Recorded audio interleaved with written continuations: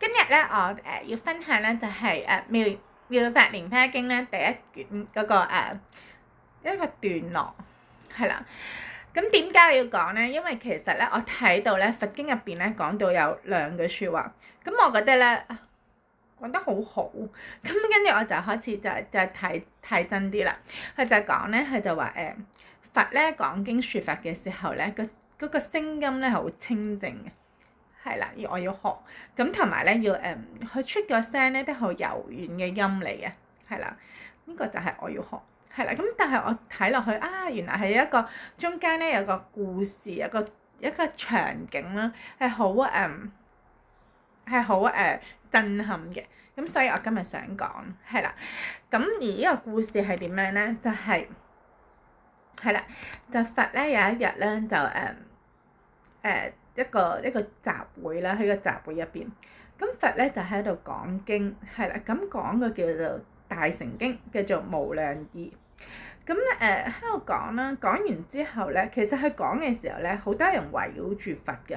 而呢啲人咧都係好有成就，有菩薩啦，有阿修羅啦，有龍王啦，有犍達婆啦，咁甚至乎有好多譬如有法師啦，亦都有受嗰戒嘅居士啦，都係圍繞住佛，仲有好多大眾。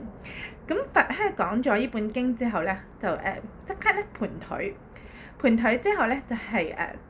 入咗叫做三會入邊，係啦。咁喺入咗三會之後咧，身心不動，身又唔動，心又唔動，係啦。跟住咧，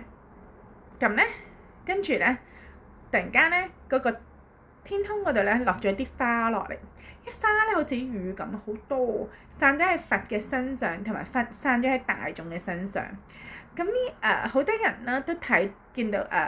呢個場，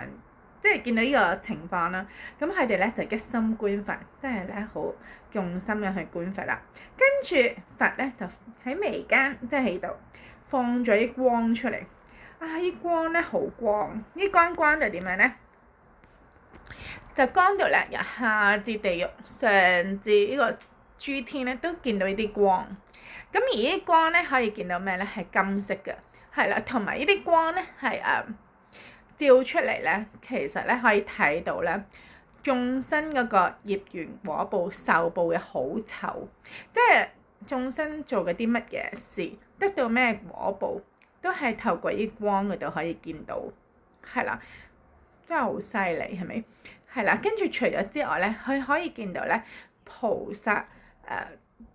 諸佛應該係諸佛講經説法嘅時候，嗰個出嘅聲音係啦，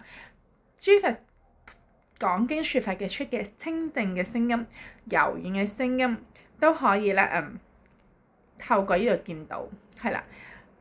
講經典嘅時候，咁亦都見到咧聽到咧梵音，以前係梵音，係啦，聽到好好聽嘅梵音，係啦，咁聽到咧仲有咧好多講經説法嘅正法啦，係啦，咁